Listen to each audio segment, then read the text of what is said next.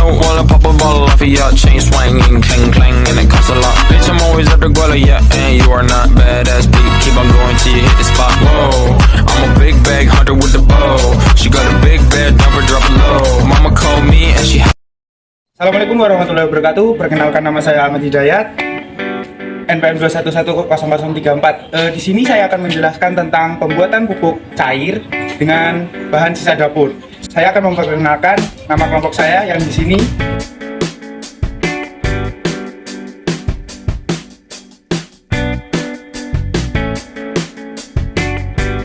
Di sini yang pertama bahannya terbuat dari bahan sisa sayur nih. Nah, di sini ada kangkung yang sudah dipotong, kemudian sisa nasi dan pupuk kandang. Pupuk kandang atau pupuk yang dari kotoran hewan kambing. Nah, ini juga ada tempat wadah atau botolnya untuk penyampuran tersebut. Yang pertama kangkung, yang kedua nasi,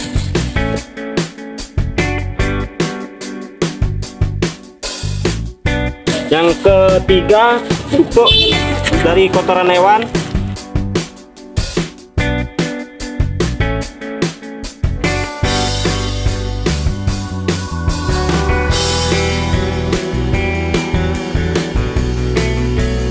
Perkenalkan, nama saya Afifah Nur Aziza, NPM 2111033.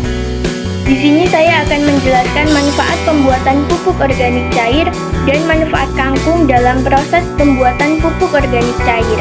Manfaat pupuk organik cair dibedakan menjadi dua, yaitu bagi tanah dan bagi tanaman. Bagi tanah, pupuk organik cair bermanfaat untuk 1.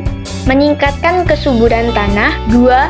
Menjaga kelembapan tanah, 3. Membantu memperbaiki struktur dan kualitas tanah, 4. Memperbaiki sifat kimia dan biologi tanah, 5. Mempertahankan jumlah udara yang terkandung dalam tanah atau aerasi, sehingga tanah dengan bahan organik tinggi tidak mudah mengalami pengerasan. Sedangkan bagi tanaman, pupuk organik cair bermanfaat untuk 1. Mengatasi defisiensi hara secara cepat dan mampu menyediakan unsur hara yang lebih mudah diserap tanaman. 2. Meningkatkan daya tahan tanaman terhadap kekeringan, gangguan hama, dan serangan patogen penyebab penyakit.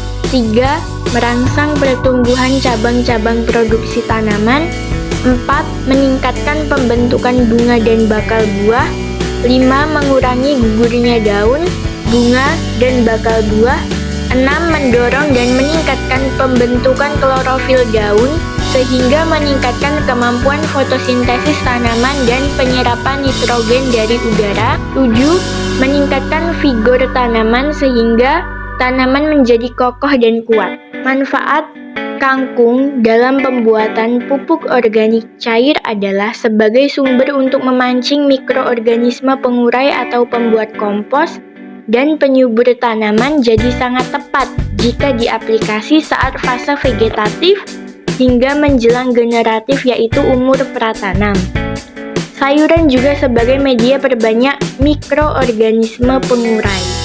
Perkenalkan, nama saya Theodora Tarun Septini Senturi, NPM 2110060. Nasi basi dapat dimanfaatkan untuk menyuburkan tanaman karena memiliki kandungan unsur hara N0,7%, P205 0,4%, K20 0,25%, kadar air 62%, bahan organik 21%, CaO 0,4%, dan nisbah C atau N 20-25. Nasi basi digunakan sebagai media tumbuh dan berkembangnya mikroorganisme. Penggunaan mol nasi pada tanaman tidak merusak lingkungan dan juga tidak berbahaya bagi manusia dan hewan. Jamur pada nasi basi merupakan flora termofilik yang dapat muncul pada waktu 5-10 hari, yang berperan sebagai pengurai bahan organik menjadi cairan koloid dengan kandungan besi, kalsium, dan nitrogen yang akhirnya menjadi pupuk. Mikroba merupakan komponen habitat alam yang berfungsi penting dalam mendukung pertanian ramah lingkungan melalui proses dekomposisi bahan organik, mineralisasi senyawa organik, fiksasi hara, pelarut hara, nitrifikasi, dan denitrifikasi. Ada beberapa manfaat pupuk cair organik dari nasi sisa atau nasi basi, antara lain sebagai berikut. Sebagai starter dalam proses dekomposisi atau penghancuran bahan-bahan organik, sebagai starter untuk pupuk organik cair yang kaya akan nutrisi bagi tanaman, penyedia nutrisi tambahan untuk tanaman baik buah maupun tanaman sayuran, membantu kelancaran pengambilan unsur hara atau nutrisi oleh akar tanaman karena kandungan elektrolitnya. Perkenalkan, nama saya Yula Oktariana, NPM 21110025. Saya akan menjelaskan tentang manfaat dari pupuk kandang kambing. Pupuk kandang dari kambing ini berasal dari kotoran kambing yang digunakan sebagai pupuk organik dalam pertanian yang dapat dipakai untuk bertani dan mengolah lahan. Kandungan unsur hara pada pupuk kambing yaitu nitrogen sebanyak 0,6%, fosfor sebanyak 0,3%, dan kalium 0,17%.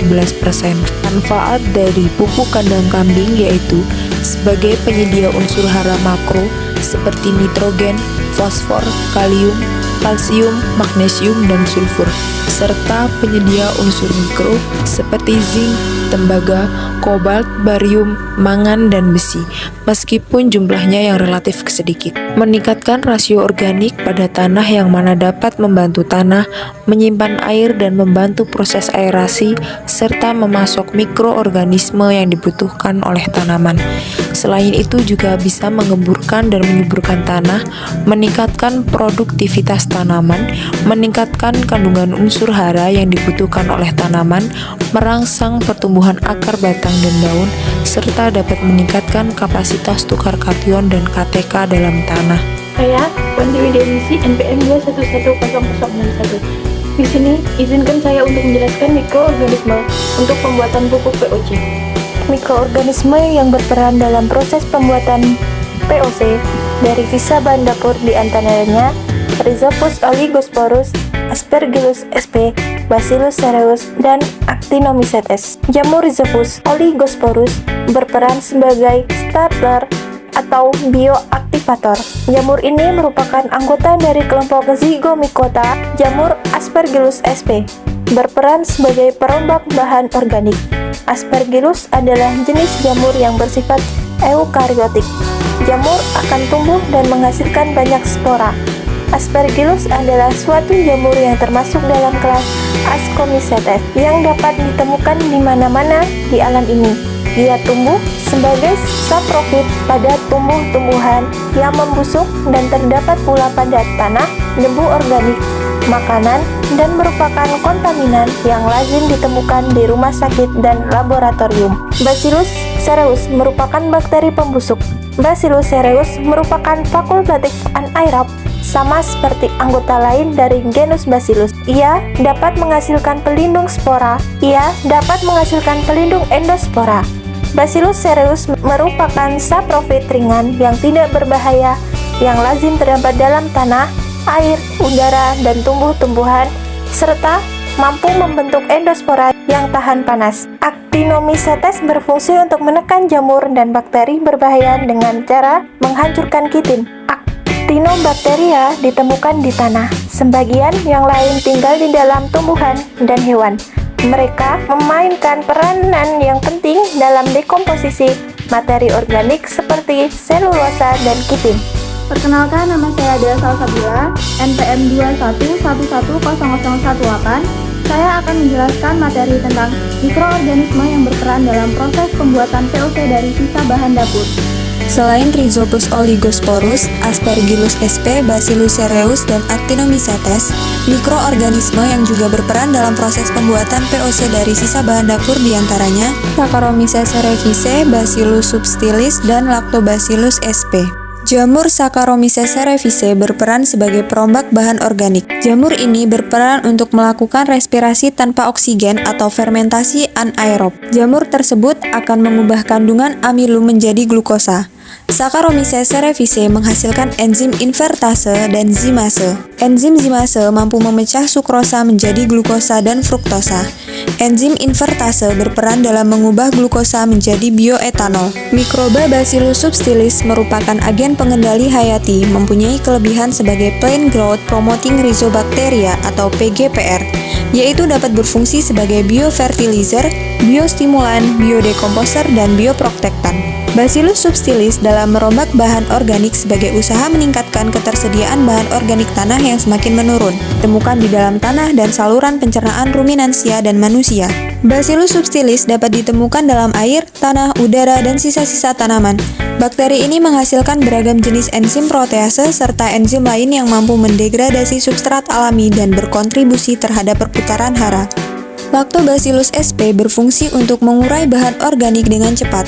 Lactobacillus sp mampu memfermentasikan glukosa menjadi laktat saja atau menjadi produk peragian lain dan karbon dioksida. Lactobacillus memiliki kemampuan membusukkan materi tanaman yang sangat baik. Produksi asam laktatnya membuat lingkungannya bersifat asam dan mengganggu pertumbuhan beberapa bakteri merugikan. Mikroba pengurai atau dekomposer ini berfungsi melapukan atau mendekomposisi sampah organik dan bahan organik. Ini hasil fermentasi setelah 7 hari, fermentasi pupuk. Nanti saya akan aplikasikan pada tumbuhan. Ya, baik teman-teman, ini cara pengaplikasiannya pada tumbuhan. Nah, dituangkan